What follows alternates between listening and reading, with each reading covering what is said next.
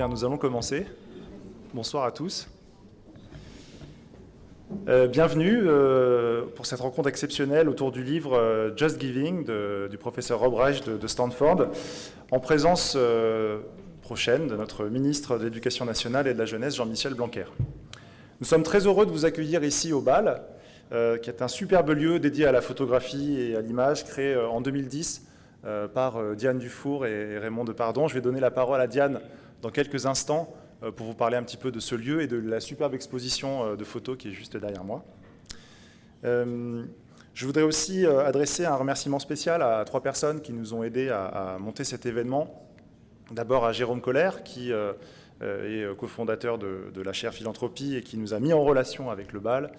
On va remercier aussi Megan Tompkins-Stange, qui est professeure à l'Université du Michigan et qui nous a mis en relation avec Rob. Et merci également à Judith Simons, enseignante à Sciences Po, avec qui nous avons coordonné la venue de Rob. Depuis 2011, la chaire Philanthropie de l'ESSEC a pour mission de comprendre la philanthropie et d'analyser son impact. On fait ça à travers plusieurs activités, la recherche académique, la formation et l'organisation d'événements, la diffusion des connaissances comme ce soir. On est basé en France, à l'ESSEC, mais on est inséré dans un réseau international, puisque nous avons des collègues qui travaillent sur la philanthropie dans la plupart des pays européens et dans le monde entier. Et donc, c'est dans le cadre de ces échanges internationaux qu'on est très heureux d'organiser régulièrement des conférences de ce type. La présence d'Europe ce soir s'inscrit dans la continuité. Nous avons invité des professeurs comme Olivier Zuns et Ed Freeman de l'Université de Virginia. Nous avons invité Peter Frumkin de Penn, Johanna Mayer de Stanford. Et donc ces activités de transfert de connaissances et d'échanges entre chercheurs de plusieurs pays, elle est rendue possible par nos partenaires. Donc je voulais aussi en profiter pour remercier les partenaires de la chaire Philanthropie, que vous voyez juste ici. Donc merci à eux pour nous permettre d'organiser tous ces événements. Je conclue rapidement avec le programme qui vous attend ce soir. Rob va prendre la parole dans quelques instants pour vous présenter l'essence de son livre Just Giving. Ensuite, nous aurons un débat entre Rob Reich et le ministre Jean-Michel Blanquer, animé par ma collègue Anne-Claire Pache, juste ici, professeure à l'ESSEC et titulaire de la chaire Philanthropie. Ensuite, on aura quelques minutes, évidemment, pour vous donner la parole, pour poser vos questions à Rob et puis à Jean-Michel Blanquer. Et puis, nous aurons ensuite un temps festif, puisque nous pourrons remonter au rez-de-chaussée pour partager un cocktail. Et vous pourrez aussi acheter l'ouvrage de Rob, puisqu'il est en vente juste à l'étage. Je termine en remerciant l'équipe de la chaire Philanthropie, notamment Gaëtane Lefebvre, qui prend les photos et qui nous a beaucoup aidés pour lancer cet événement. Merci donc de votre présence à tous. Nous sommes ravis que l'événement a du succès et je vais donc sans plus tarder demander à Diane Dufour de nous faire un petit mot de présentation sur le BAL. Merci à tous et bonne soirée.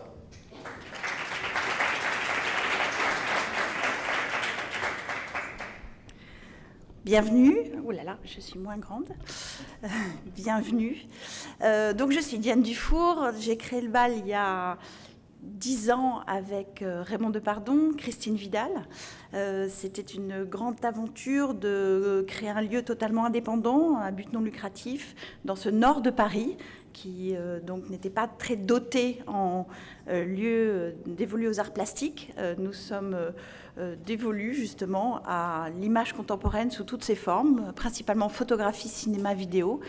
Et notre but est à la fois de faire découvrir des artistes qui inventent un langage, qu'il soit le langage du cinéma, de la vidéo, de la photographie. Là, vous avez en ce moment Alex Maioli au mur, un photographe italien de l'agence Magnum, qui a réalisé toutes ces photographies de jour, alors que vous pouvez penser qu'elles ont été faites de nuit. Mais pour ceux d'entre vous que ça intéresse, je peux faire une petite visite à la fin de tout le grand programme concocté par la chaire.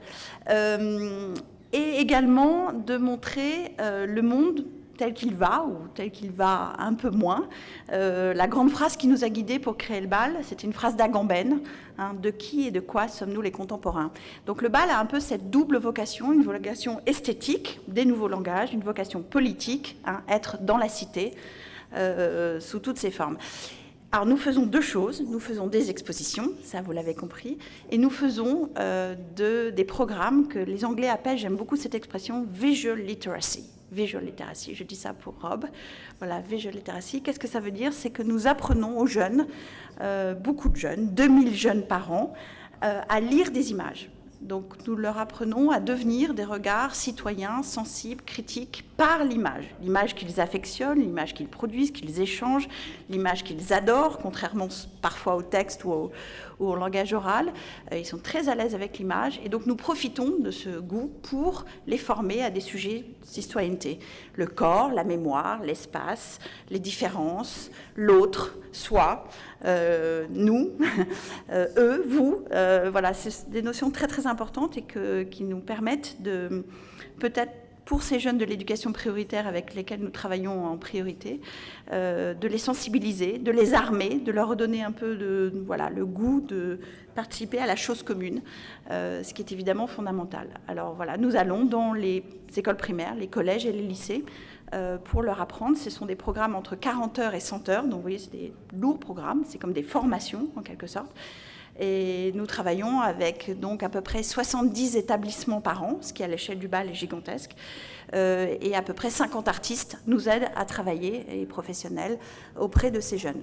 Voilà. Et puis, et je finirai là-dessus, nous avons créé une plateforme d'éducation à l'image pour que toutes les ressources développées par le BAL, en termes de contenu, en termes d'image, en termes de texte, en termes de pédagogie, puissent être disponibles aussi bien à La Réunion, à Montpellier, à Roubaix.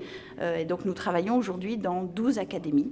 Voilà, ce qui nous permet de faire rayonner l'expérience inédite du BAL, d'avoir été pionnier un petit peu en matière d'éducation à l'image.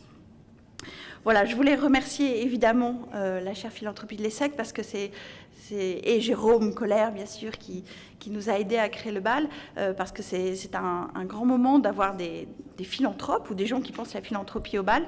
Le BAL est un modèle totalement, presque unique. Le fonctionnement habituel, hein, les lieux privés financés uniquement par des fonds privés ou des lieux publics financés par des fonds publics, vous êtes ici dans un lieu mixte qui essaye de faire un peu feu de tout bois pour poursuivre cette vocation à la fois esthétique et politique de l'image contemporaine. Voilà.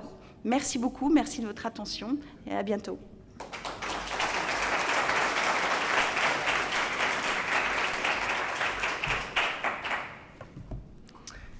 We'll now switch to English, and I apologize for my accent, but I'll do my best. We are very, very privileged to have Rob Reich with us tonight. Rob Reich is a professor of political science at Stanford University.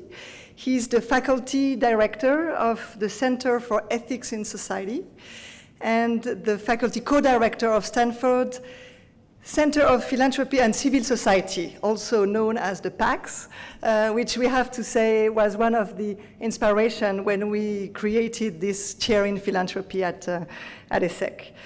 For decades now, Rob has been studying some of the essential foundations of democracy, justice, education. More recently, he's been exploring in depth the role of foundations and more broadly of philanthropy in society. And this is really the synthesis of this large and ambitious research program that he's now synthesized in this book that Rob will present us tonight. Although I have to admit that I only recently met Rob, I did my homework and I asked around a few people who knew him to collect more information about him. And I have to say that all this information was very convergent. Convergent in recognizing that Rob is a great political philosopher, that he's a great teacher, and the many awards that he's won at Stanford, I think, really attest this. But there's also a lot of convergence on the fact that he's really thought-provoking, that he's passionate, and that he's caring. He's passionate and caring for the subjects that he decides to explore, for the students that he mentors, for the ideals of freedom and justice that he's been deeply researching and thinking about. As a great testimony of his care and passion is also the fact that Rob started his career as a professor, as a teacher in a public school in Texas, in the not-for-profit organization called Teach for America that probably many of you in the room know, and this is also a great sign of this passion and caring.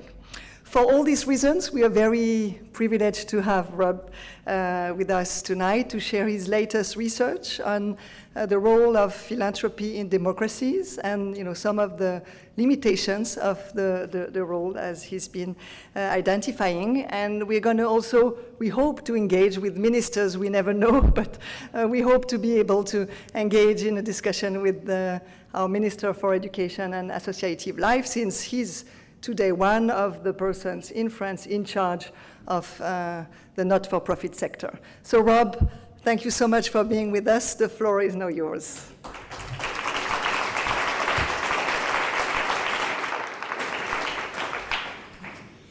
Well, I want to first say it's a great privilege and honor to have arrived here in Paris to give some talks related to this book and the subject matter. And I want to give special thanks to Laval for hosting this event. It's the first time I've ever given an academic talk in a museum or an art gallery. I have to say it's much nicer than the average classroom. And I'd also like to give thanks to Anne-Claire and everyone who has done the work to bring me here, ESSEC. I'll say something more about that in just a moment, but I feel very grateful for the opportunity to speak with you. So let me begin by saying that while I want to give you an overview of the book and some of its basic arguments, you've already gotten a taste, maybe the title alone is enough, to see that it's a book not full of praise for philanthropy, but full of some criticism, with a framework for thinking about the constructive and positive things that philanthropy can do. I've been to France on a few other occasions before. I've studied a bit about France, and I do have the expectation in meeting a French audience that whereas giving a talk about my book to an American audience takes some effort to try to convince them that there's anything to criticize about philanthropy, that philanthropy surely must be good if the comparison is people deciding not to give their money away and instead to keep it, to invest it, to spend it on more expensive things, and that any kind of philanthropy simply deserves praise, simply because it's always better than keeping it for oneself. The French, I have some expectation, have a more skeptical attitude to philanthropy. Perhaps not in this room, as I know there are many people here who work in foundations or in the world of philanthropy, but I will not go into the usual kinds of arguments that try to develop some criticisms, and instead I'll try for this audience, a French audience, to present a bit more detail about the constructive framework for the book. So before getting to the content of the book, I want to just give you 3 frameworks for thinking or understanding how I come to this topic and how I come to the project. Because I think if you begin to see the world through these frameworks, it will help you understand a bit more the conclusions I wish to draw. So framework number 1 is to start from imagining yourself from within the world of the university and to observe the following. That there are, in almost every major university, there's a business school in which the faculty devote themselves to research on the operation of the marketplace, and students go to earn degrees in order to become better prepared to work within the marketplace. And there is a political science department or a school of public policy where the role of the faculty there is to study the operation of public agencies and public institutions, and the students learn how then to become better prepared to serve within government agencies. And so we have in the university lots and lots and lots of scholarship on the marketplace and lots of scholarship on public administration, democratic institutions, the rule of law. Notice that there is no place within most universities devoted to the scholarly examination of philanthropy, nonprofit organizations, civil society, the third sector, the independent sector, non-governmental organizations, call it what you will. It happens in small ways in different places, but there is typically no place within a university designed to foster and create scholarship on this topic. So it's one of the reasons I think that the efforts that you're making at Sciences Po are so important, at ESSEC are so important, and earlier today I was at Sciences Po, where Judith is doing some amazing work there as well.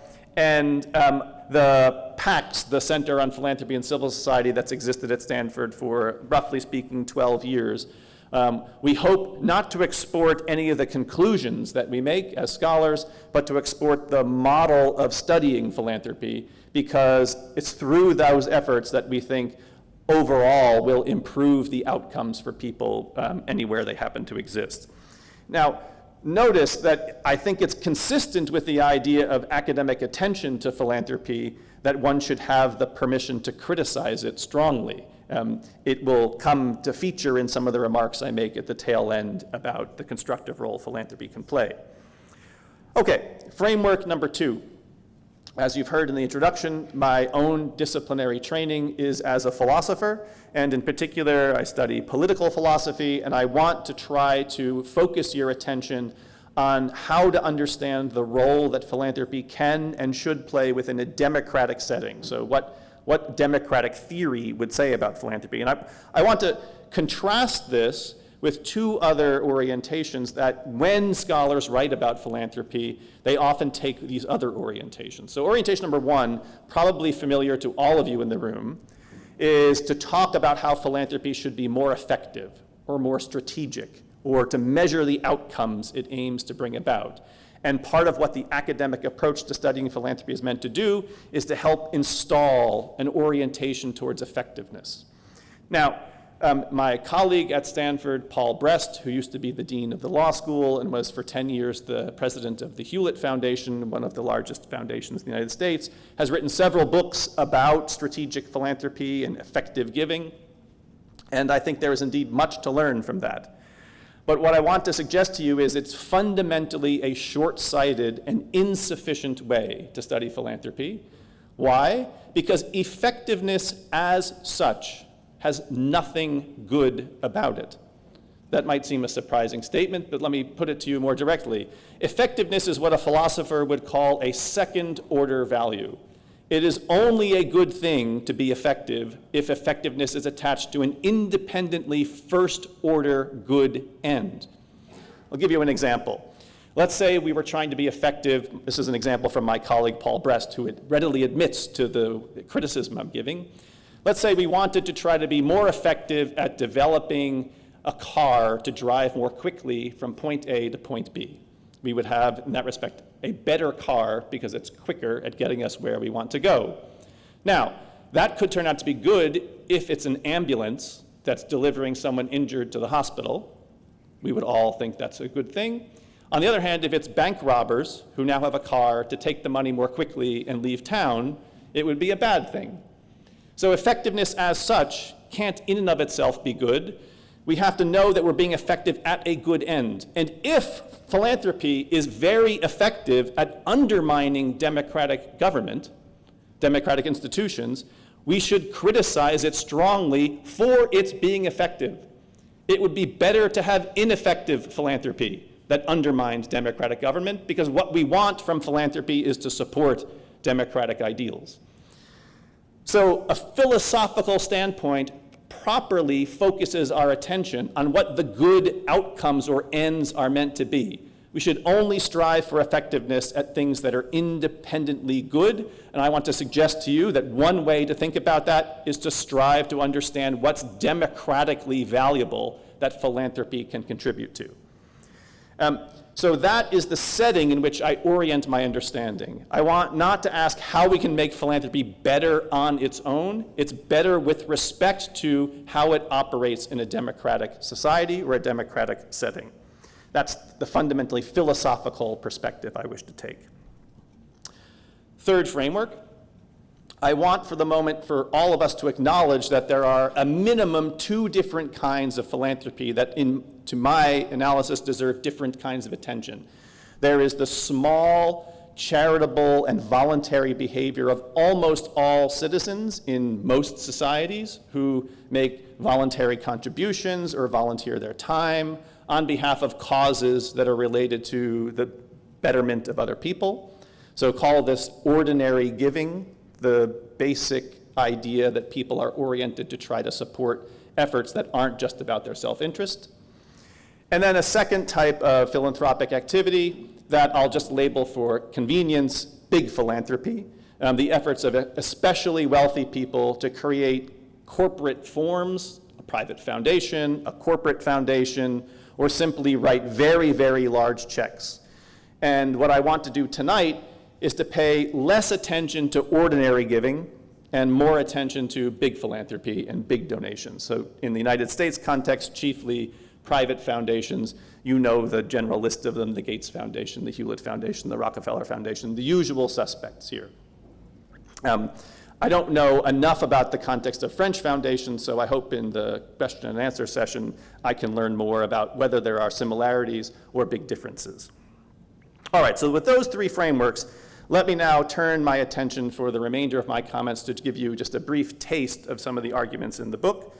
And I'll just mention the only thing I'll try to do to actually sell you a book tonight, since I know they're for sale upstairs, is that this book took a long time to write because I made every possible effort to make it short. And it is much more difficult to write a short book than to write a long book. So the book is just under 200 pages, and I'm compressing much argument that's in the book into this short talk. So you get a short talk about a short book. Okay. I'll analyze mostly the operation of big foundations or big philanthropy, but I want to say a few words at the start about ordinary giving. And this is really a surprising finding that I made on the backs of social science research, and then informed by this expectation of what philanthropy should do within a democratic setting. So the first surprising finding is that in the United States, and in fact more generally to the best I have data, we tend to associate charity or philanthropy with helping others in need. And of course, the origin of the word charity has to do with almsgiving, assistance for the poor, tending to the needs of others, the basic needs of others. But if you look at the distribution of charitable dollars in the United States, and indeed in many other places, the vast majority of philanthropy does not go to assisting the poor. It goes to the causes that wealthy people tend to prefer, which are things like museums, or in the American case, wealthy universities like Stanford University, where I happen to work. So you might say I'm biting the hand that feeds me, and that would in certain respects be true. It was a surprise to see that if you examine the distribution of charitable dollars, at most, making the most generous assumptions about charitable money that assists the poor, you could get to 25 or 30%. And 70 or 75% goes towards causes that have little or nothing to do with assistance to the poor. Now you might ask, well, what are people funding then if they're not giving the money to organizations that help the poor? Well, they're funding things like installations at museums. Now I noticed here when we got introduced to Laval, there's a massive program in visual education working with low-income students in the area. Most museums, even I'm guessing the Louvre or the Metropolitan Museum of Art, will say that part of what their philanthropy is used for is admission to people who don't otherwise have the means to access it. And some museums make this a large part of their mission. Perhaps that's the case here at Laval. But on balance, this represents a relatively small part of the total sum of money, just as is the case at Stanford University, where there is some philanthropy that goes to financial aid or tuition assistance for poor people who can meet the standard of admission but don't have the resources to pay the tuition. And so that can get counted as the charity that actually is assisting the poor. But 70% doesn't. Maybe one further way to understand this if you ask a social scientist, a sociologist, or a psychologist, what is the single best prediction that a person will make a charitable gift? If you had to look at anything that happens in the world that predicts whether you or anyone else will make a charitable contribution, the answer to that question is, if someone you know personally asks you to make a charitable contribution. So we all are existing in these social connections and social circles, and wealthy people tend to ask their friends, who are wealthy people, to support the causes that wealthy people prefer. Middle-class people ask their middle-class friends, poor or working-class people ask their working-class friends, and this cycle of philanthropy or charity that's generated by people we know asking us to make a contribution then sets in motion, in certain ways, this particular outcome. Second surprising thing about ordinary giving and about big philanthropy as well is that if you read the kind of canonical texts that tell you about the grand tradition of philanthropy, there's usually one way it's portrayed, which is that it's this glorious exercise of the liberty of an individual voluntarily to donate money that he or she possesses to assist other people, so not in their own self-interest. And the story about philanthropy being this exemplary exercise of individual liberty is quite familiar. But the fact of the matter is that in the US, as well as in France, the exercise of the liberty of a person to make a donation is collectively subsidized by tax incentives and tax concessions. So, for example, if I make a $1,000 contribution to Laval and I'm in the highest tax bracket in the United States, that $1,000 contribution costs me $600 and $400 is forgiven from my tax bill. And I assume there's some similar story here in France. So it's a bit of a myth to say that philanthropy is nothing more than the exercise of the liberty of a person or a donor, because we all collectively as citizens underwrite the activity of philanthropists by giving them tax incentives to do so. And notice one final thing about this system. You might think that if we compare what wealthy people do with charity or philanthropy to what poor people do, poor people or working class people have one disadvantage compared to wealthy people, which is that their wallet is not as large as the wealthy person. So even though if I were a working class person and you were a wealthy person, we both have some preferences about the organizations that we wish to fund, I would be at a disadvantage compared to you just because I can't afford to give as much money away as you do. And we might say, well, that's a product of a society in which there's some degree of inequality.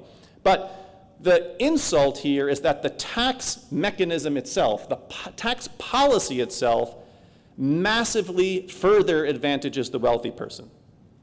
So that when we have a tax deduction or a tax incentive for charitable giving, it's the wealthy that claim the overwhelming majority of that tax incentive or tax subsidy. As I said before, that $1,000 contribution or €1,000 contribution to the museum, if I'm wealthy, it only costs me $600, $400 is written off. If I'm poor, it might cost me all the $1,000. So we have this double disadvantage, or double privilege, as it were, for wealthy people. These are some beginning, initial, surprising findings I want to suggest to you about philanthropy in a democratic setting, that we often have, first, the mistaken view that it's an exercise of liberty. Second, that it turns out to fund people who are impoverished or assist the poor, which turns out to be false. And third, that these tax advantages are somehow important to getting people to give money away, when in fact they tend only to attach to the wealthy. Okay, I'm going to leave aside now ordinary giving and turn my attention to big philanthropy. I want to begin in a way which I think has almost nothing to do with my role as a philosopher and appeal just for a moment to your intuition, and to suggest the following, which is that if we think about the role of a philanthropist with a lot of money who wishes to create a foundation, or a corporation which then wants to create a corporate foundation, we might simply make a description of this effort as a way of taking private resources or private assets and trying to direct them for some social or public purpose. And that seems in certain respects praiseworthy. But I think it's also important to understand is when it's a lot of money, that represents an exercise of power by the wealthy person to use their private resources for some public effect. And wherever power exists in a democratic society, the proper attitude is not to express our gratitude to people for wielding power over us, but in fact to scrutinize or examine the use of that power. So one thing which I hope more than anything else that the book will bring about, perhaps especially in an American setting, is this intuition I began with, that the person who hears the message of the book and thinks, well, dear professor, surely it must be better for someone to give money away, even if it's wasted or ineffective or badly intentioned even, compared to keeping the money for your own self, investing it more, or buying more goods as a consumer. Philanthropy always should be seen as better than those activities. And I think that is wrong for two reasons. First, we shouldn't be grateful to anyone for exercising power just because they could have decided not to exercise the power. We should scrutinize and examine a philanthropist's power to see whether or not it serves rather than undermines democratic institutions. When it serves democratic institutions, then we can praise it, but we shouldn't simply praise it because they decided to exercise it. And then second, of course, has to do with the tax incentives. If we are collectively as citizens subsidizing or underwriting the activity of philanthropy, in particular doing it in a way which advantages the already powerful voice of the wealthy, we might wish we had some say or some way to control what it is that a philanthropist does. And that gives me a way now to get into the topic that I'll spend a few minutes addressing, which is how to understand a private foundation and what the problem and possible upside of a private foundation is. I'll put it to you this way as an initial starting point, which is that I think in one respect my book could be understood as trying to give an answer to the question, is it possible in a democratic society through our laws and our policies and the norms that help to govern philanthropic behavior to take what is an effort fundamentally of plutocratic power and to domesticate it in order to serve democratic interests, rather than plutocratic power exercised in a way to bypass democracy or worse, to undermine it. So I'll give you just a description of 5 different features of a private foundation. These will be my criticisms, and then I will come back with a redemption for you at the end. Criticism number 1, if you think about the Gates Foundation or the Rockefeller Foundation, foundations are amongst the most unaccountable institutional forms we have in a democratic society. And the way to understand the unaccountability of a foundation is to compare the logic of accountability to how it works in the marketplace if you are a profit-making firm, or if you are in the government spending taxpayer dollars. In the marketplace, you have competitors who are always seeking to put you out of business, and you have consumers that you need to please because they can stop purchasing your product, and you have investors who are looking for a return on their investment in you, and if you're a publicly traded company, you have these quarterly earnings reports. There are many internal dynamics which hold you accountable, and you could very well not exist in 1 or 2 or 3 years because either if someone puts you out of business, investors lose favor with you, or consumers stop buying your products. If you create a foundation, you have no competitors in the marketplace. The Hewlett Foundation can't put the Gates Foundation out of business. No foundation can compete with another foundation and make it go away by doing something better. You also don't have consumers. There's no one who can decide to stop purchasing what it is you have on offer. To the contrary, you have the reverse dynamic in which you have our grantees who are always begging for the next grant from you, and therefore always trying to seek your favor. So the way that a foundation works is to give the donor and the people who work in the foundation the power to operate in a way with no marketplace accountability. Similarly, if you work in a democratic government in a public agency and you're spending taxpayer dollars, we'll be joined, I hope, later by the Minister of Education, and we can hopefully, and I wish to engage him in a conversation about this. if the decisions that he's making in the Ministry of Education are seen as unwelcome because he's spending the French taxpayer money in a way which doesn't meet the approval of parents who send their kids to French schools, well, you can decide to change the government the next time there's an election. And maybe because of the decisions he's making, you would hold him to account because you don't approve. The point here is that in a democratic society, if you work in a public agency, you have an accountability logic that democracy puts there quite deliberately. You have to stand for election and be responsive to the citizens. And if the citizens don't approve, you will get removed and replaced with somebody else. Now, Bill Gates, those of you here in the French context, I'm sure are aware of all the efforts he makes philanthropically to spend money for global health, but he also has a considerable philanthropic program in the United States for education policy. And if you disapprove of or disagree with Bill Gates' education policy preferences, what is it that you can do? You can't unelect him. The governance structure of foundation allows the donor to set the board members completely without any intervention from other people. So the governance structure of the Gates Foundation, like most private foundations, consists at the Gates Foundation of Bill Gates, Melinda Gates, and Warren Buffett. They set the direction of the foundation, and no one else can. If you disagree with Gates' education policy, you can perhaps write an opinion piece in the newspaper. You can throw a stone at the Gates Foundation's building. You could protest outside of it, but you would otherwise have no recourse. That's partly what's led, I hope to try out this idea on the minister in a few moments.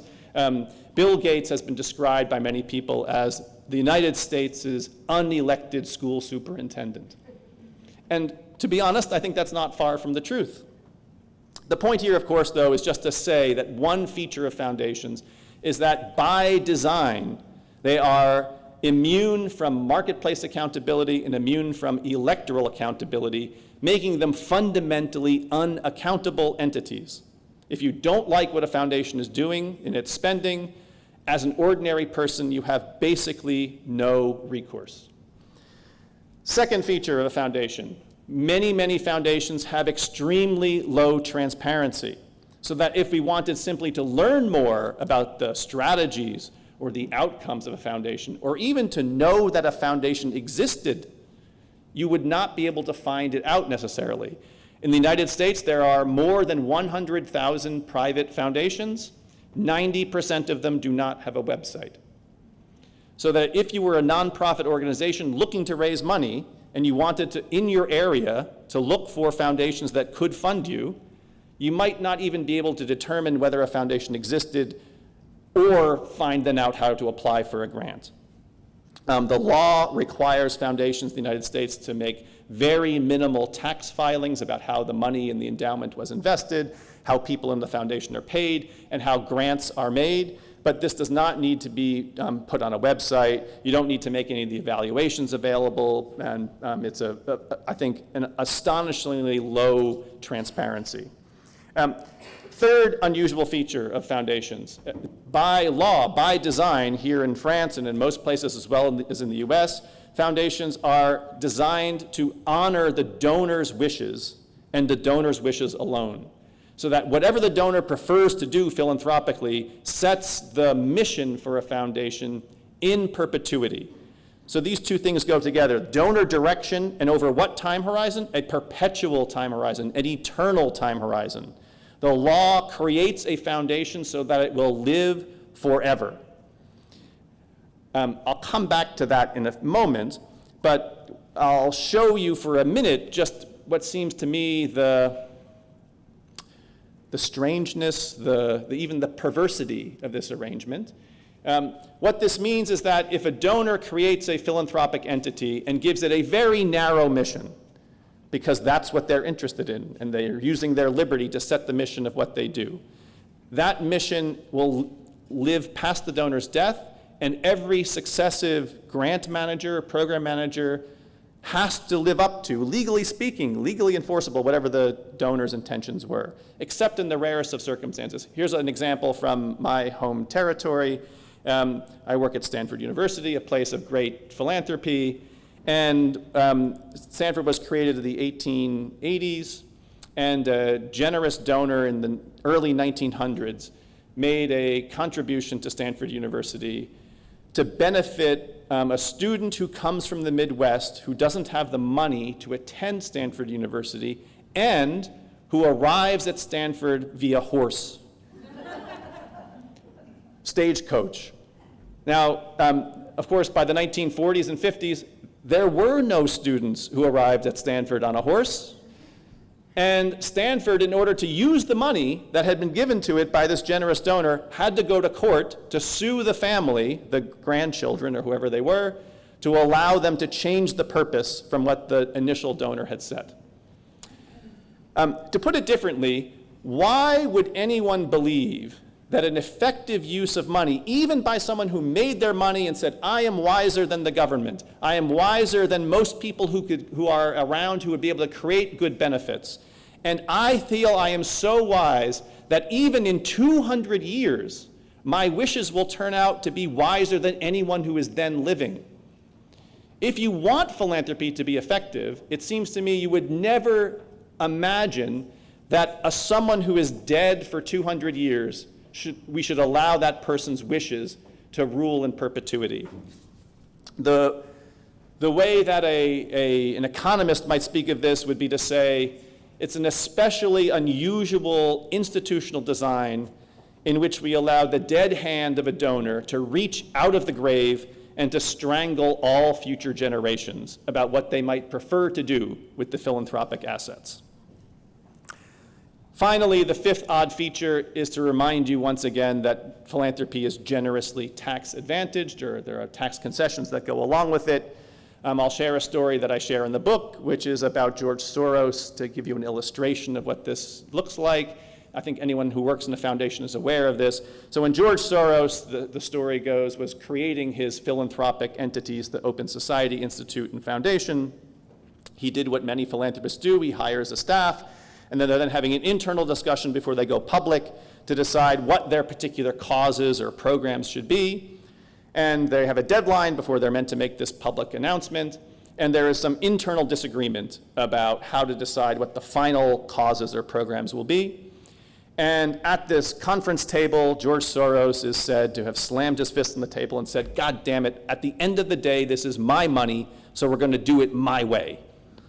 And at the table, a young staffer who was in George Soros's employment said, actually, Mr. Soros, about 45% of the money in the foundation would have been in the US Treasury if you hadn't put it here, so I think that other people should have a say too. Next week, he was no longer employed. But you see there the power of the tax advantage. If we as citizens are collectively underwriting what it is that philanthropists do, you might believe that should give us as citizens a say in what philanthropy actually does. If you really wanted the liberty to decide your philanthropic purpose completely on your own, then I might suggest don't ask for a tax incentive for other people to subsidize your liberty's interest. Okay, plutocratic power in a democratic setting, unaccountable, non-transparent, donor-directed, perpetual, and tax-advantaged. How can this plutocratic power, how can this plutocratic element somehow be domesticated in order to serve a democracy rather than to bypass it and undermine it? I'll spend my last 5 minutes giving you a redemption story. So the key here is to understand a foundation or a big philanthropist from this perspective of a political economy, to understand what it is that a foundation can do that other places in society can't or are unlikely to do. And what I want to try to do is to take the seeming vice of unaccountability and try to turn it into a kind of virtue. How can unaccountable big donors do something that is unlikely to happen in the marketplace or in government? And here the answer is to examine the time horizons on which philanthropy can operate. If in the marketplace we are harnessed to short time horizon and short-term decision-making because we have consumers to please, we have investors to please, the marketplace is always asking us what we're doing. we're not likely to look to any for-profit company to provide various types of innovations and social experimentation over a 10 or a 20-year time horizon. That's simply too long. Investors don't have that patience. Consumers aren't waiting around that long. Similarly, in a democratic government, by design in the democratic government, not as a dysfunction, but an actual design feature, is that we have elections. And the elections don't happen every 30 years. They happen on shorter time horizons than that. So that if you are a public official and you say, I have some fantastic ideas about how to handle climate change, they are going to be very risky and very experimental social policies, and I don't know if they will succeed, and even if they do succeed, we won't know until 15 years. That politician is unlikely to be reelected. Democracies have, by design, a short time horizon built into them. So what can philanthropy do? Philanthropy can be, and here's the positive, constructive statement, when it's working well, big philanthropy can be an extra governmental mechanism for social experimentation and social problem solving that works over long time horizons. And if philanthropists do this work of taking risky, innovative experiments where they try then to attach an evidence base to them, and then humbly to present those successful efforts to a government or maybe sometimes to the market, that would be a form of philanthropy that indeed is worthy of democracy, helps support and supplement what democracy wishes to accomplish, because every democracy to work well has to be successful at confronting social problems and solving them in some fashion or another. So what I want to suggest to you by way of conclusion here is that the role of philanthropy, when it works well in a democracy, is to change our policies, change our tax code, and change some of the norms which govern philanthropy so that we evaluate the work of a philanthropist, a foundation, in such a way as to expect that they will work over long time horizons with these risky social experiments, where when they are successful, they are humbly presented to a democratic public for the stamp of democratic approval by being then scaled up into an ordinary public program. I'll end with an example of this, so this is not just an abstract idea. Think of what is often referred to in the US context as the most successful philanthropic innovation ever, Andrew Carnegie's creation of the public library system. Now, notice Andrew Carnegie didn't say, I think that the circulation of knowledge and the provision of books and information to people is a public good, and I wish personally to build buildings in every town, to pay for all the books, and to pay for the librarians forever for everybody. No philanthropist has enough money to do that. What Andrew Carnegie said is, here is some money to try out this as a pilot experiment. And then if it works, if people find it important, they will then expect that their public officials will fund it. And just as you know, the story was that we have this philanthropic experiment, which is then taken up and brought to all people by government itself.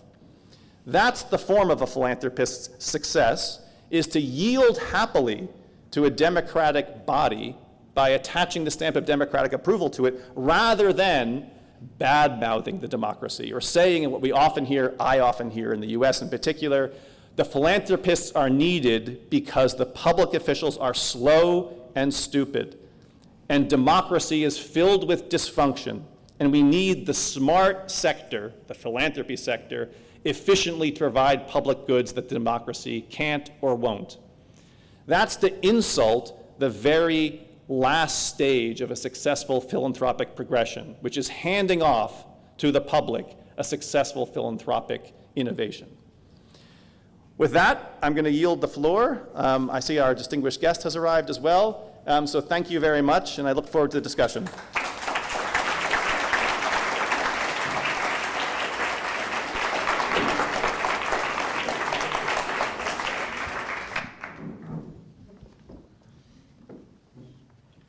On est effectivement très heureux d'accueillir avec nous, en plus de Rob, Jean-Michel Blanquer, que je n'ai pas besoin de vous présenter.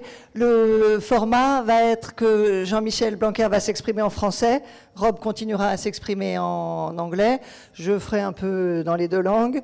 On ouvrira ensuite pour des questions qui pourront être posées dans les deux langues, sachant que Rob a la traduction français dans l'oreille, donc chacun s'exprime dans la langue qu'il préfère. Voilà. Alors c'est passionnant cette discussion dans un contexte français qui est effectivement assez différent quand il s'agit de la philanthropie du contexte américain. Le secteur philanthropique, on pourrait peut-être le qualifier d'un secteur encore dans une phase d'adolescence, et donc discuter d'une notion de théorie politique de philanthropie, donc quel devrait être le rôle de la philanthropie en France aux côtés de l'action du gouvernement, c'est une question qui est, je pense, très importante, et je parle devant ceux qui ont créé quelque part le secteur philanthropique en France. C'est une question qui est importante à se poser pour nous aujourd'hui. Maybe my first question will be back to you, Rob, as you point to some of the limitations of philanthropy in promoting democracy and in promoting justice and reducing inequalities. You make somehow the implicit assumption that the state will be better equipped to address these issues because the state has to be accountable, because the state has somehow to be transparent. But maybe my question would be to you, what would be the conditions under which the state can be, systematically considered as more effective in addressing justice and equality than philanthropy? Yeah, good. So I'll offer a view which perhaps is an unpopular view, but the idea is the following. We should not expect from democratic government, even when it works as well as it possibly could, that it will be the most effective way to bring about whatever social goods or problems we wish to solve, in part because it seems to me if all we ever have is an effectiveness criterion, it goes back to how I began the talk, the goal of democratic government has something to do with all people as citizens participating somehow in government, and that is a recipe, as we all know, for certain types of slowness and ineffectiveness. And if we could only get the wise technocrat to put that person in charge, to break through all of the meetings that are required and the assemblies that are required and the consultation that's required for democracy, we could just effectively get stuff done. And that would be to prefer a kind of authoritarian settings, because we could have a wise or beneficent authoritarian. And I think we have to attach some independent value to democracy itself. Now, that's only a way of saying what you would predict a democratic political theorist would say. I'd be somehow abusing my own tradition if I said we should lose faith in democracy and move on to wise technocrats doing all of the work. So let me address the real thrust of your question, which is we all know that democracies are oftentimes quite dysfunctional. So what should we do? What should we expect of philanthropy when we should predict that democratic governance or public institutions will not perform as well as we might hope? And there, I think, we could decide that philanthropy is always a second best approach. It tries to clean up the messes that are created by the marketplace or by the government, and that if we could only improve the way the marketplace worked, fewer externalities, and the way the government worked, get more stuff done better, then we could close up shop as philanthropists and go home, because we've got the rest of society to operate in the way it should. But what I've tried to offer is a first best theory of what philanthropy can and should do. It will always be true, I want to suggest, that in democratic governments we have short time horizons for decision making. It will always be true, at least in a marketplace economy, that these short time horizons are the accountability logic for for-profit firms. So we should want social problem solving on long time horizons, and there is a place where philanthropy is the first best approach, because we won't expect to find it internally. And I'll say just one more thing as an example for this. Take the Carnegie Library example. So about 20 years ago, maybe 10 years ago, less, in the wake of the big financial crisis in California, the California state government said that it didn't have enough money in the state budget to provide for the public libraries in the state. And it said to the philanthropists in California, would you please come to the rescue of public libraries? They're so important. These are public goods. We need to have them funded. And that should seem to present a dilemma, at least to the philanthropist. Do we want to take the burden away from the state to do what we had happily given the state the permission to do 100 years ago, and now allow the legislature, when the budget recovers, to say, oh, look, the philanthropists are taking care of this public service that we asked them to, and now we don't need to anymore. The worry should be that there's a perverse effect in taking a public good or a social service that once was funded through ordinary democratic means and then offlaid onto a private funder who probably will not have the appetite to fund it in perpetuity. And then there's a dilemma that the funder has to face. We might all agree that the good is quite important. We should have public libraries. But do we want wealthy people coming to the rescue? It's a difficult question. So if we push your reasoning to the extreme, would that mean abandoning all tax exemptions and potentially increasing taxes so that the state has more means to pursue all these things that it needs to pursue? Right. No, it doesn't mean that. The proposal I make in the book is that we should radically change the policy mechanism we have in the US, and I understand you have a version of here in France as well, a tax incentive for a philanthropic contribution, and we should change it to an equal voucher for every individual, so that Bill Gates, we'll make up a number, he has a $1,000 philanthropic voucher, I have a philanthropic voucher of $1,000, and the policy mechanism treats me and Bill Gates in the identical way, and Bill Gates has some education policy ideas, and I have some education policy ideas, and we each have $1,000, and we can try them out within civil society. And then if Bill Gates wants to spend more money philanthropically, we might give them permission to do so, but at least the taxes aren't always advantaging his preferences. Je vais maintenant me tourner vers Monsieur le ministre de l'Éducation nationale, de la jeunesse et de la vie associative. Les questions que pose Rob, elles sont finalement assez éloignées des questions qu'on se pose aujourd'hui en France, dans un contexte où on est plutôt dans une logique de réfléchir à comment est-ce qu'on va pouvoir faire pour développer la philanthropie. Le secrétaire d'État Gabriel Attal a annoncé un certain nombre de mesures, en tout cas de chantiers dans ce sens-là. Du coup, la question que j'ai envie de vous poser, c'est quelle est votre vision, quelle est votre théorie politique de la philanthropie pour le contexte français? Merci beaucoup. Merci, bonsoir à toutes et à tous. Je suis heureux de vous retrouver et de retrouver certains amis ce soir. Et je suis très heureux de faire votre connaissance. Je trouve que c'est évidemment extrêmement intéressant de vous lire et de vous écouter. D'abord, ça nous invite à une mise en perspective théorique extrêmement intéressante qui permet ensuite de réatterrir sur des aspects pratiques. Dans un contexte français, en effet très éloigné du contexte américain, mais il se trouve que l'actualité des derniers mois nous a invités à réfléchir à des concepts qui sont proches de ceux que vous maniez.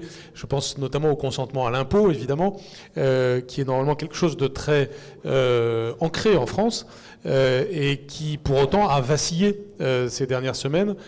Sans doute, il avait vacillé avant, mais en tout cas, ça s'est vu ces dernières semaines, et donc avec une problématique assez symétrique de celle que vous montrez. Donc on pourrait, et je n'irai pas jusque-là, mais on pourrait développer l'idée qu'il y a une crise de la philanthropie aux États-Unis parce que c'est allé trop loin dans certaines dimensions que vous évoquez, tandis que nous vivrions, nous, en Europe occidentale et notamment en France, une sorte de crise de la fiscalité parce qu'on est allé trop loin dans ce qui vous paraît juste par ailleurs.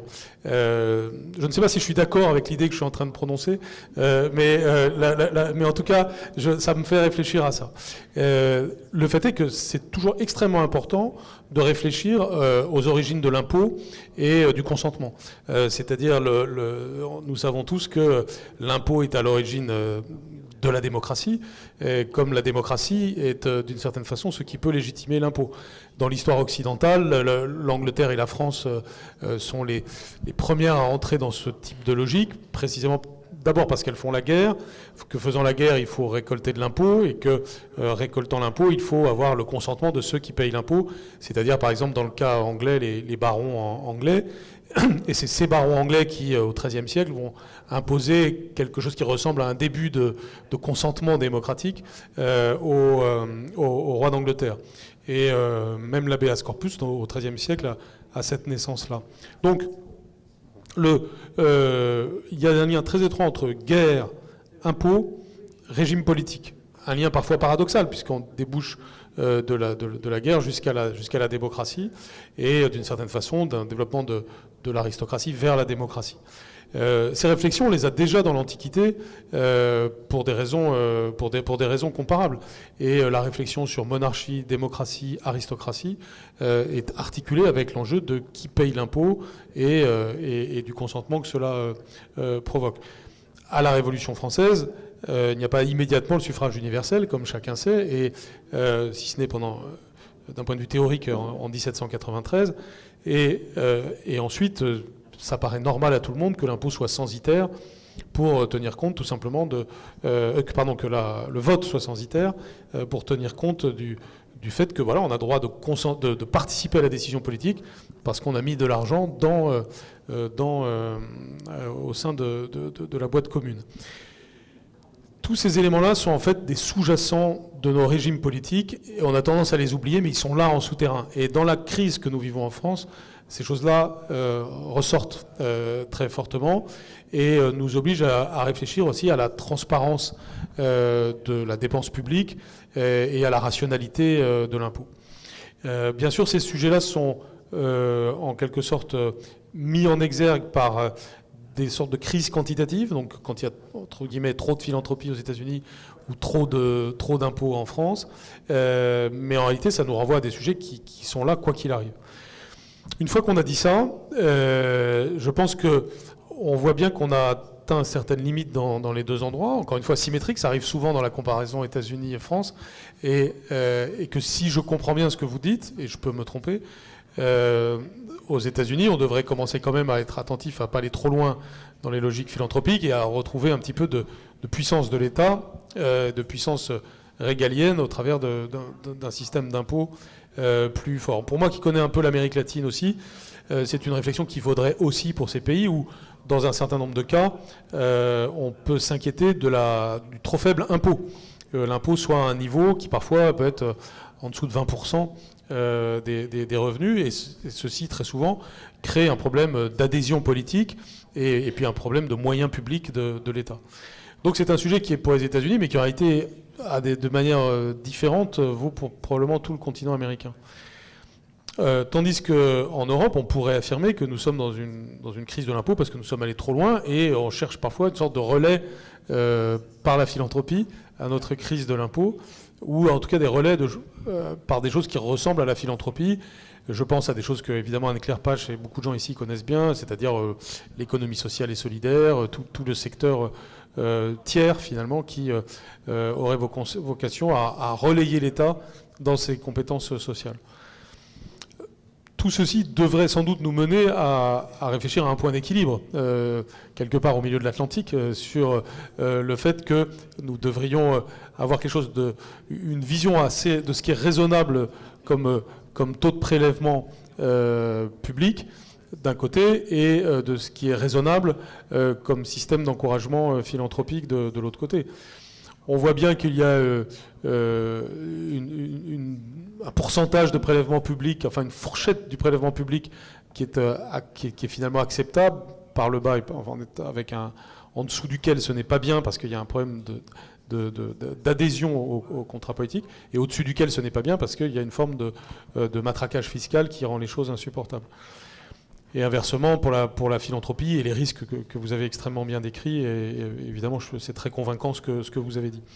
Du coup, une fois que l'on a dit ça, et qu'on regarde la situation française, c'est vrai qu'on doit réfléchir à tout ce qui a trait, premièrement, au consentement à l'impôt, deuxièmement, au mécanisme philanthropique, et peut-être troisièmement, aux usages de ces moyens. Alors, je voudrais dire quelques petites choses concrètes là-dessus. Sur le consentement à l'impôt, donc c'est pas seulement la question de la baisse de l'impôt, mais la question de la pédagogie de la fiscalité et de la compréhension de à quoi sert l'argent qui est donné. Dans le cas français, par exemple, on a un véritable problème de vérité des prix, c'est-à-dire que beaucoup de gens ont l'impression qu'ils payent des impôts et qu'ils ne savent pas à quoi ça sert. En même temps, si on additionne impôts et cotisations sociales, les gens trouvent très normal d'aller à l'hôpital, d'avoir parfois une intervention qui coûte 100 000 euros à la puissance publique et qui repartent en payant 0. Et d'en oublier que derrière, il y a tout un mécanisme qui évidemment repose sur notre capacité à prélever de l'argent par l'impôt ou par les cotisations sociales. Et donc, première problématique, la transparence quand même du vrai coût. C'est toujours très important qu'on sache au moins ce que les choses ont coûté. Et là, dans le grand débat, on voit bien qu'il y a une forme de méconnaissance des choses.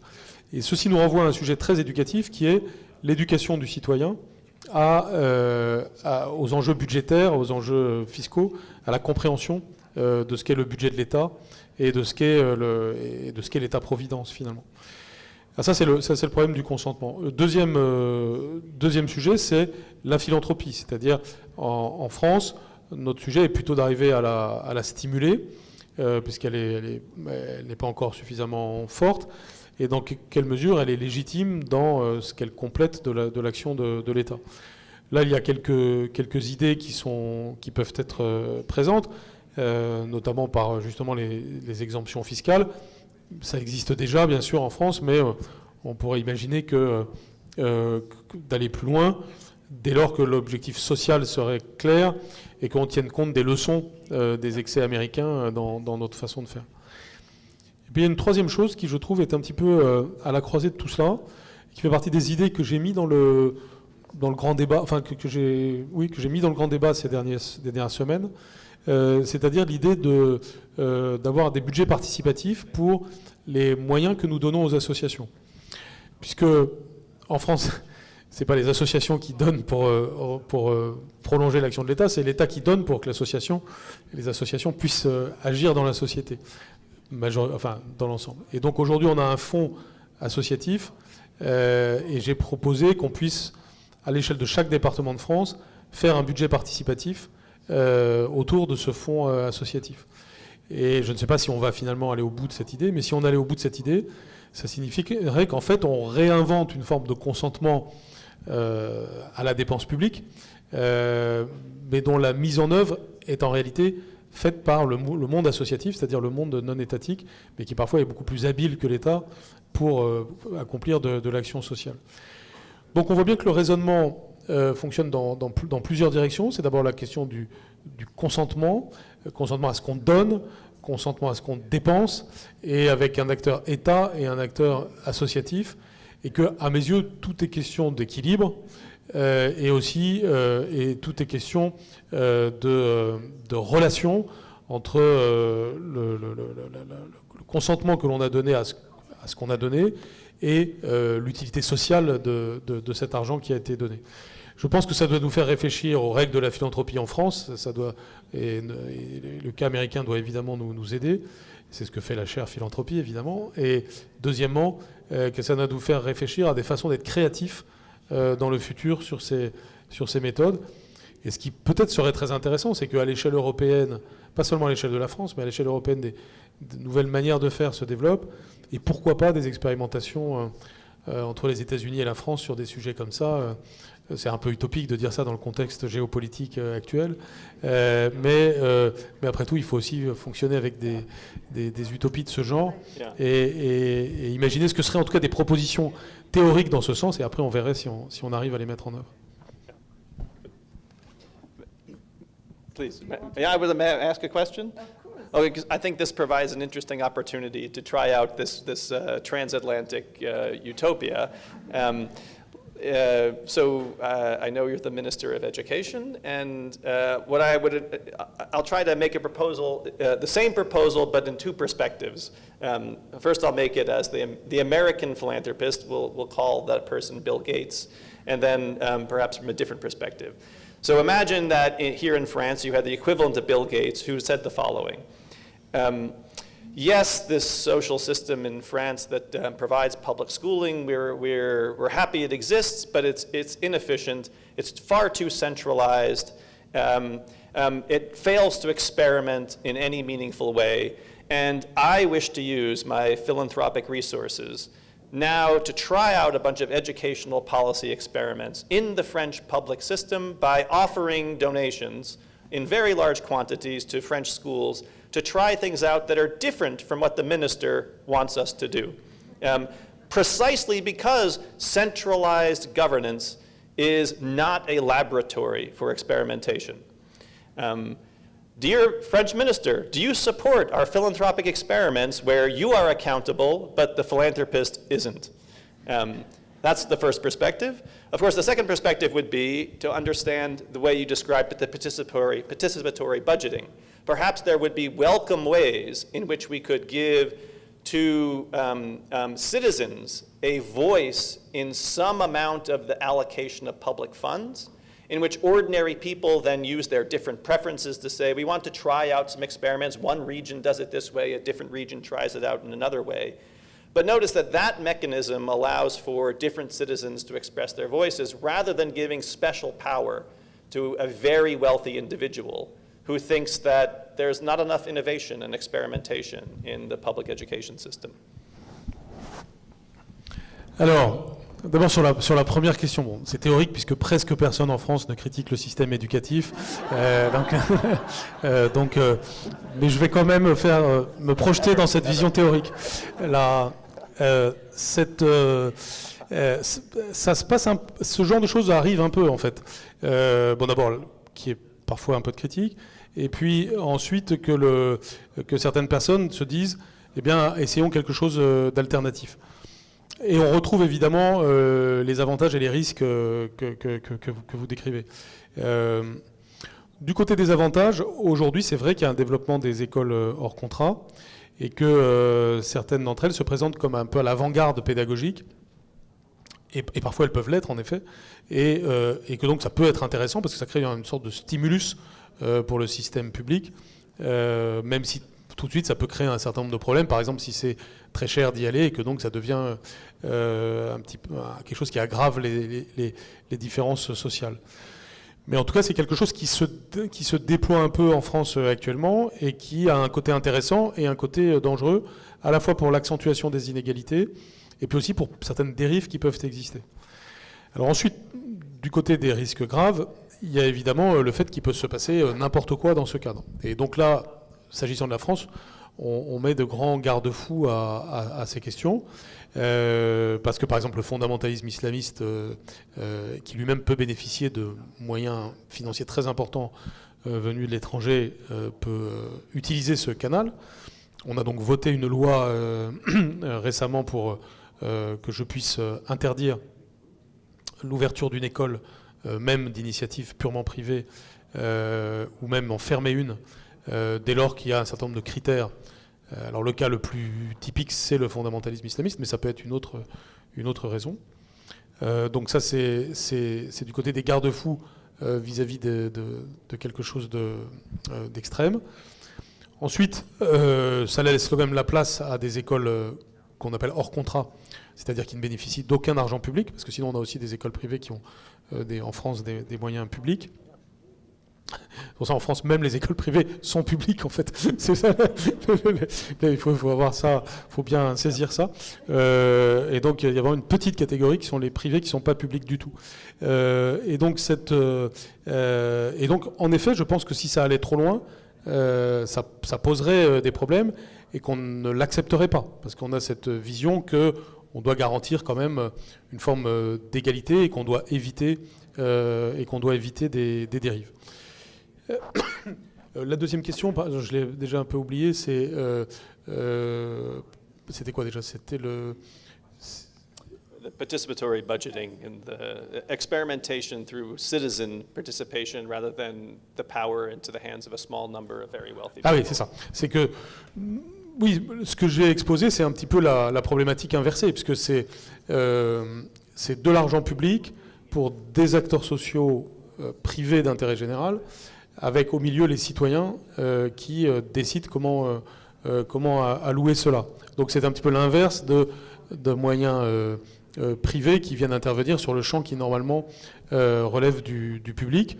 Je pense que ce mécanisme peut être très intéressant pour avoir une utilisation mixte de l'argent public et de l'argent privé. Et c'est surtout pour mener ce raisonnement que je disais ça tout à l'heure, parce qu'on peut très bien imaginer à l'échelle d'un département français que vous ayez de l'argent public, donc par exemple 300 000 € pour les associations sur une année dans un département, et ça peut être pour aider les personnes âgées, pour nettoyer les forêts, pour aider les enfants dans leurs devoirs, etc. Vous avez 4 ou 5 sujets. À ces 200 000 €, vous pouvez très bien ajouter 100 000 € de philanthropie qui viennent dans le même budget participatif. Et vous pouvez aussi ajouter, pourquoi pas, des heures de bénévolat de citoyens qui décident de mettre cela dans le pot commun. Et je trouve que c'est intéressant d'avoir un mécanisme qui permet d'avoir, dans un même système de décision d'allocation des moyens, de l'argent qui vient de sources différentes. Et où, bien entendu, il n'y a pas de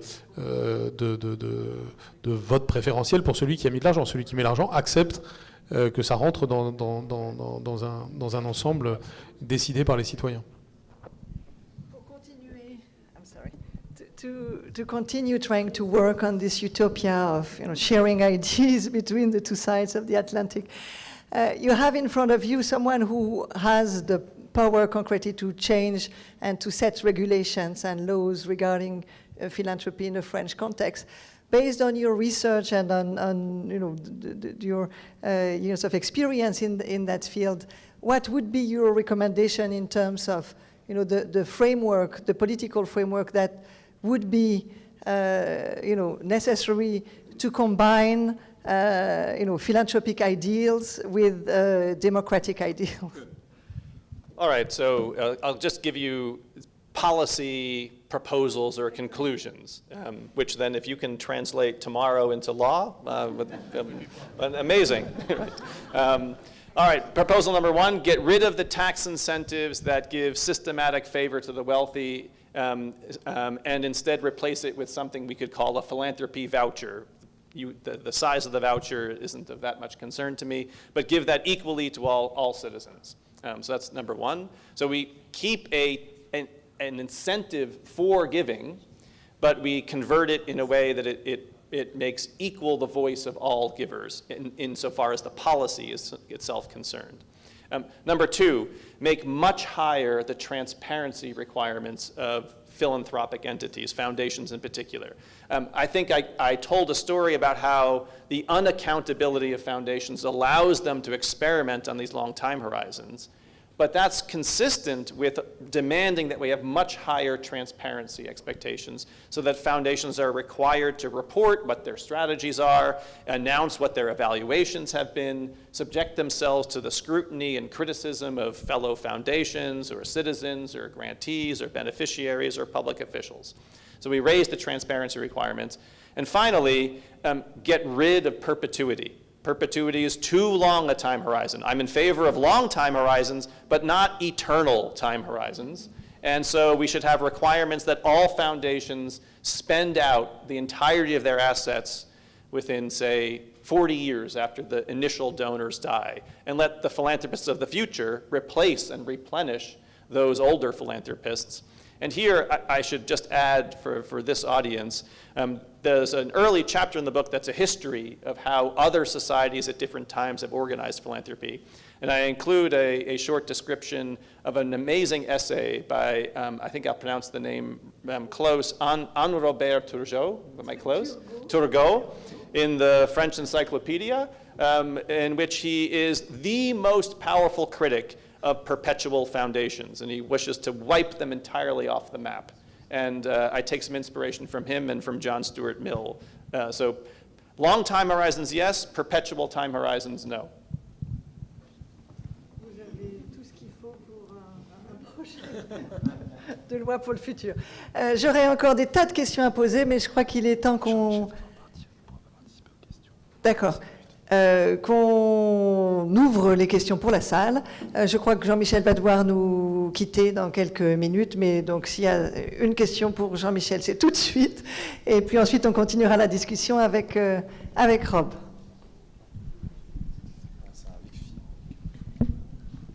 Si vous avez des questions, je vais peut-être rapprochez-vous peut-être de l'allée parce qu'on a un micro avec fil.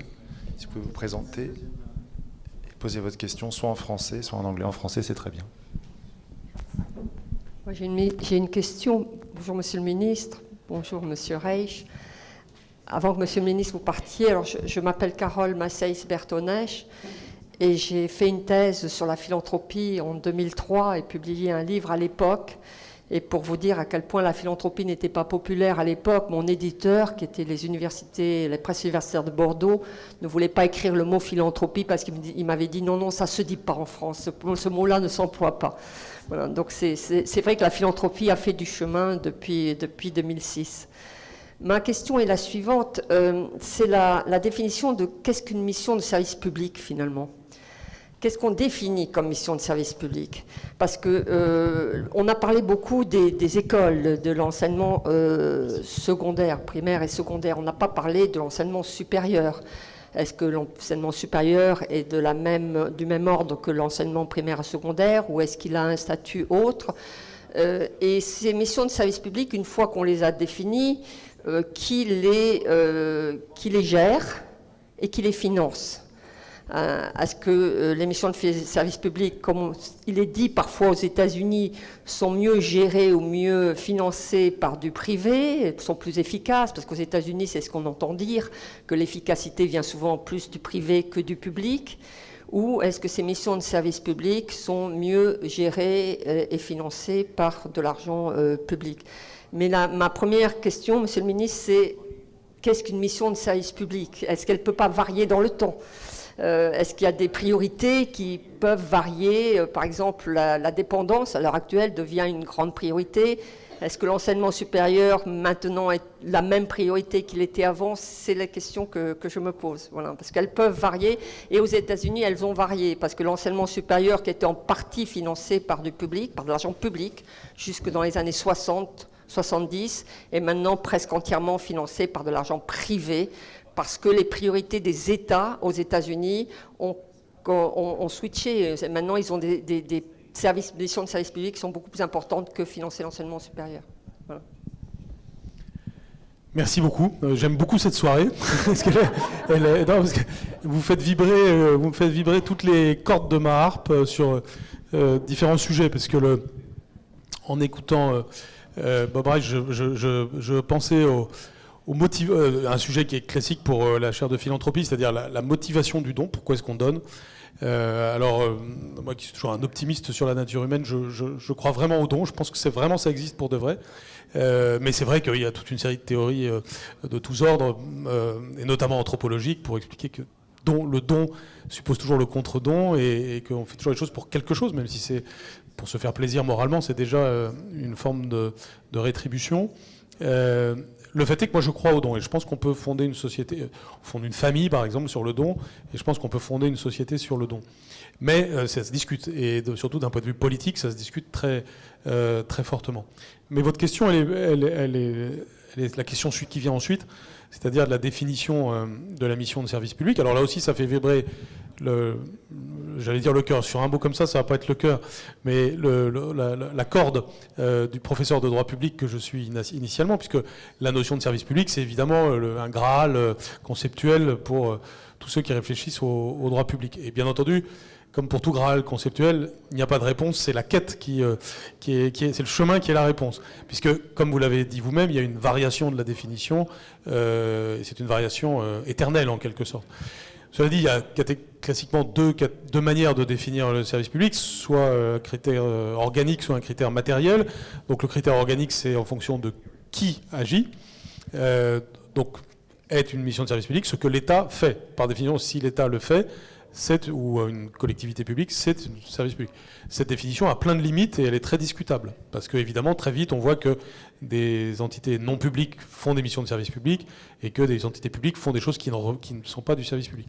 Ce qui amène tout de suite au deuxième critère, qui est le critère dit matériel, c'est-à-dire quand y a-t-il service public. Alors, vous avez écrit une thèse sur la philanthropie, je vais vous renvoyer un livre vraiment très austère, mais qui doit être dans la librairie de l'ESSEC s'il n'a pas été supprimé dès mon départ, qui est sur la vie de... parce qu'il intéresse un public restreint quand même jusqu'à présent, mais il faut bien que je fasse de la publicité ce soir, qui est la vie de Léon Duguy et Maurice Oriou, qui sont deux professeurs de droit public qui ont été très influents au début du XXe siècle, et qui ont réfléchi, qui sont considérés comme les pères de la notion de service public. Alors, je vous passe les détails parce que on pense que généralement que c'est Duguy le père, mais en fait c'est Oriou. Et ils arrivaient de deux approches philosophiques assez différentes, mais qui dans les deux cas les amenaient quand même à ce critère matériel et qui évidemment était propre à leur époque à laquelle, et là ça renvoie aussi à des réflexions de François Ewald sur l'État-providence et de tout ce qui s'est passé au début du XXe siècle, mais à cette époque il y a évidemment une évolution considérable de la sphère du service public. Et on passe de vision, disons, très régalienne de ce qu'est le service public à une vision où on commence, par exemple, à avoir la lumière publique. On commence à se demander si tout ce qui est énergie ne relève pas des services publics. C'est l'époque où il y a les trams, les trains, etc. Donc tout ça, le transport devient un service public, et ainsi de suite. Et il y a un célèbre commentaire de Oriou dans un arrêt du Conseil d'État où il se demande où il dit le théâtre ne pourrait être considéré comme un service public parce qu'en gros c'est frivole. Et alors même qu'aujourd'hui nous serions sans doute nombreux, sans doute pas tous, mais à considérer que oui, il y a une mission de service public, par exemple de la Comédie Française aujourd'hui. Donc comme vous l'avez très bien dit, la notion de service public est évolutive, elle est toujours discutable, mais néanmoins elle est le reflet de ce qu'une époque pense ce qui relève du service public. Et très souvent, on a une vision de nos jours assez fausse de cette question parce qu'on croit qu'on est dans une époque de déclin du service public depuis, disons, les années 80 à l'échelle mondiale. Mais ça n'est pas exact. En réalité, on continue à élargir la notion de service public et on en appelle soit à l'État, soit à d'autres entités, mais pour les accomplir. Et c'est pas quelque chose de propre à la France. Si vous prenez Singapour, que beaucoup connaissent assez bien ici, vous avez beaucoup de services publics et qu'on imagine comme une sorte d'une des capitales du capitalisme mondial. Il n'en demeure pas moins que la notion de service public y est très importante. Déjà, l'État régalien est très très important, mais même la notion de service public y est importante, quel que soit ensuite le type d'opérateur que l'on choisit pour accomplir les services publics.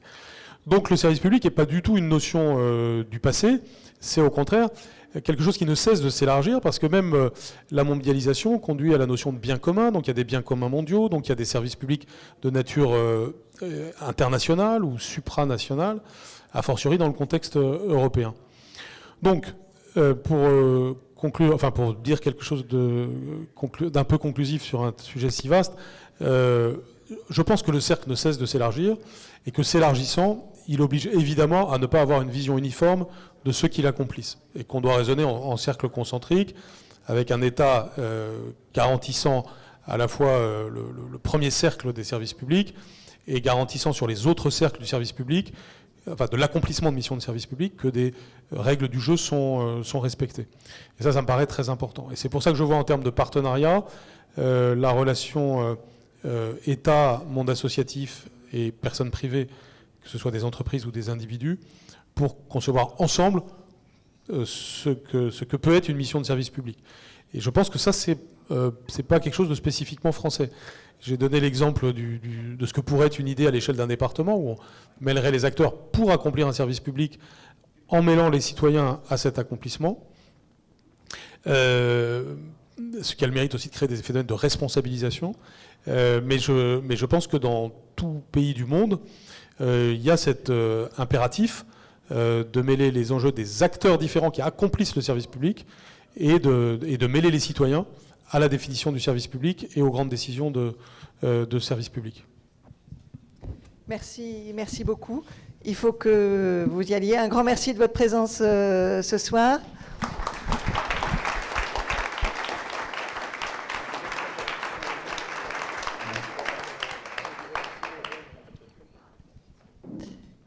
puis en espérant que ce sera source d'inspiration pour les futures politiques françaises.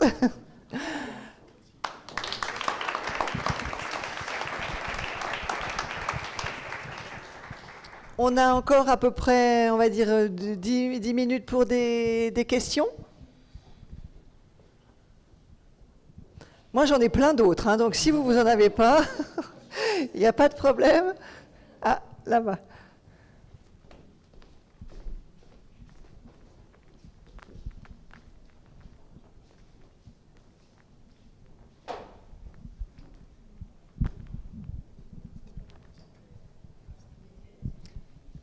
Et peut-être vous pouvez, pardon, si vous pouvez simplement peut-être vous présenter et poser une question courte pour qu'on puisse avoir le temps de plusieurs questions. I'm Wilhelmine Box from the OECD. My question is, because for the book, I imagine that you research foundations and that you met with foundations. And do they themselves worry about their role in society and about maybe working quite top-down, not listening to people's concerns? I'm just curious. I first should confess, I only researched the actual operation of foundations in a small way. So I don't claim to be an expert on having come to this view on the basis of examining the actual operation of foundations, although I've come to learn some, but I don't want to represent myself as an expert. I came instead to the question of how to understand what foundations could do from this perspective of democracy.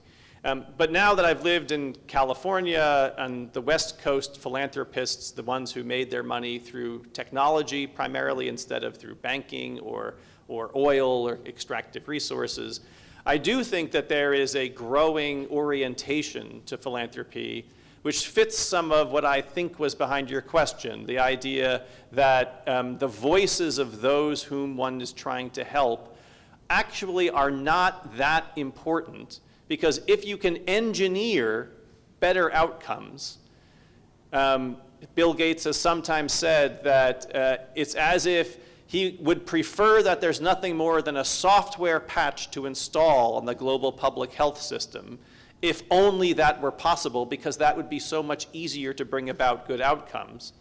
And the technologists who have made their money through engineering tend, it seems to me, to have an engineering approach to philanthropy.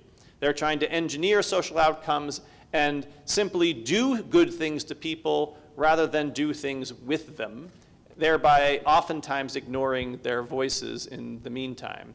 And among the dangers that that represents, you could tell me, I'm sure, better than I could in a developing world context, is that it's a form of paternalism in which the good ideas of the well-intentioned donor are imposed upon the relatively powerless and needy beneficiary, which in my mind is not an especially sustainable approach to philanthropy that has to work in partnership with the very people it intends to help. Oui, une autre question là devant. Sylvain Gilla, président de SPC Alumni et Parité Alumni. I have a question, very simple question. You didn't talk about political fundraising. Yes. You're talking about democracy and philanthropy. What about political fundraising? Political fundraising is especially broken in the United States. And I would have lots to tell you from the standpoint of democracy about how the American system of campaign finance and elections is designed to give wealthy people a much greater voice than an average citizen. But I want to connect it with philanthropy in one particular way. So one of the most recent developments in American philanthropy is a small number of especially wealthy people deciding that they want to create, instead of a private foundation, what they call in US tax law a limited liability company, an LLC, or what's sometimes known as for-profit philanthropy. And the idea behind this, so the Mark Zuckerberg's foundation, the Chan Zuckerberg Initiative, is not a foundation, it's an LLC. Laureen Powell Jobs, the widow of Steve Jobs, the Emerson Collective is an LLC. Pierre Omidyar, the Omidyar Network is an LLC. The Laura and John Arnold Foundation, this is a new wave happening. And the motivation behind the philanthropists to do this is to describe the Chan Zuckerberg Initiative as doing what foundations often have done. They make donations to nonprofit organizations. But because they are a company, not a foundation, they can also make investments in companies that a foundation couldn't do through a grant, and companies that are meant to have some social benefit. So no surprise, Mark Zuckerberg is interested in making computers and individualized learning a new thing. And so he's investing lots of the money in the Chan Zuckerberg Initiative in new companies that are building out computer-assisted learning opportunities. And finally, and most important to your question, they make political donations. So what they'll say is, imagine having many billions of dollars. A private foundation limits the options you have with your money. If you think that you want to bring about various social outcomes, and you say that you're a philanthropist in order to do that, then you ought to be able to give yourself the permission to make donations to nonprofit organizations, investments in companies that carry out your social goals, and to fund the politicians who you would prefer to see elected. And when you do it within the context of an LLC, most people think you're being charitable and philanthropic. So they don't see you as a political donor, they see you as a philanthropist. And there are no transparency requirements almost at all for LLCs. And so I see this as a way of taking advantage of the social impression of being a philanthropist while being a naked political donor at the same time. And that's no recipe for a healthy democracy. On a peut-être encore le temps pour une ou deux questions. Une? Hi. Hello. Oh, hello.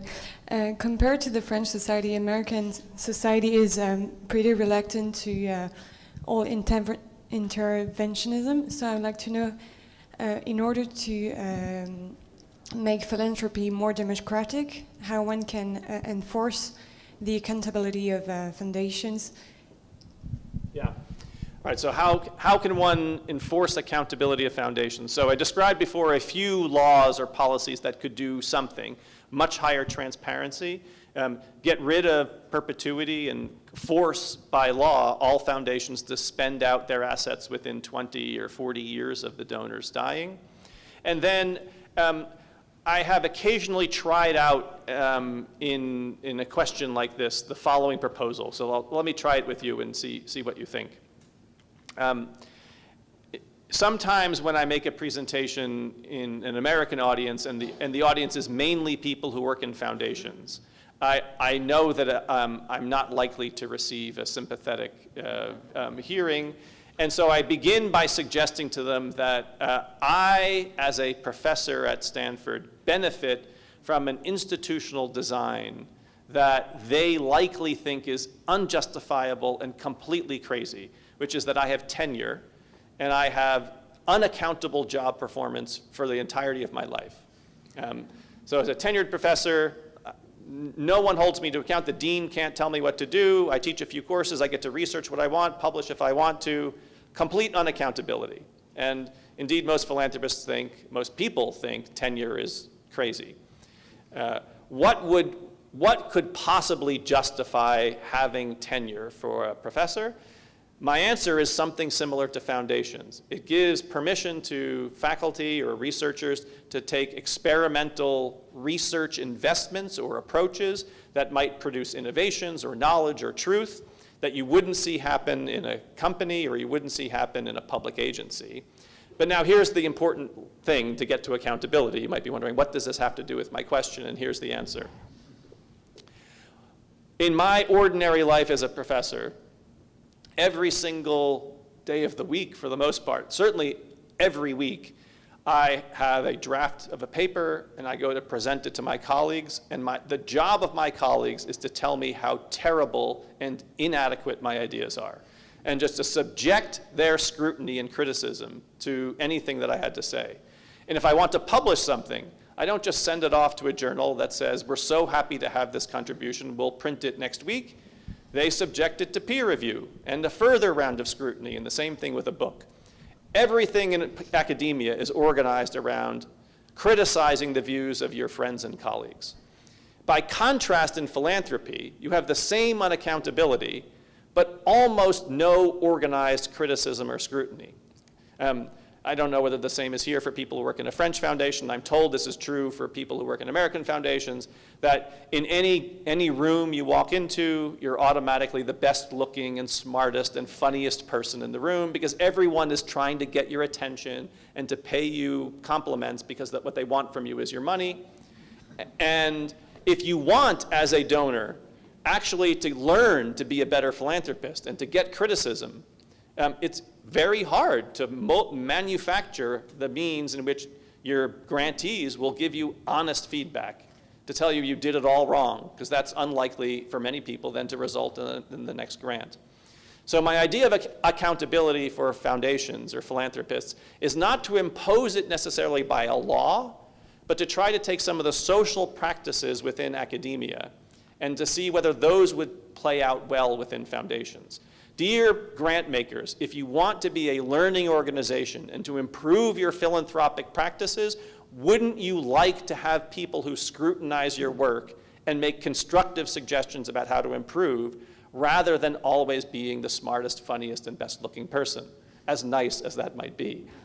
And that's one way I think that accountability mechanisms could creep in. Let me give you a practical example. Imagine if a transparency requirement for any foundation was that you had to make available to the public every single year a long time horizon impact statement, and that any internal evaluation you did of your programs had to be made public as well, and that you affirmatively reached out to both your grantees and the beneficiaries for the grantees and your peers and other foundations for critical feedback on your strategy, and made this available to citizens and to journalists to ask hard and difficult questions, so that you can't just say, I feel like doing this and no one gets in my way, so I will, but you have to engage in ordinary critical feedback, which is to say, to be a learning organization. And I think peer review is one means toward that. C'est, je trouve, une très bonne conclusion que de repartir avec des idées sur ce que chacun d'entre nous et chacun d'entre vous peuvent ramener dans vos propres organisations, en se posant collectivement la question de comment faire de ce secteur philanthropique français un secteur qui contribue à nos idéaux démocratiques, et cela passe probablement par cette démarche de se regarder avec un regard à la fois enthousiaste, mais aussi potentiellement critique et questionnant, pour avancer ensemble et cheminer vers la production maximale du bien social. Donc on va dire un grand merci à Rob pour sa présence ce soir.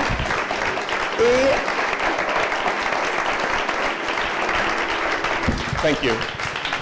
Pour tous ceux qui aimeraient en savoir plus, le livre est à vendre à l'étage au-dessus.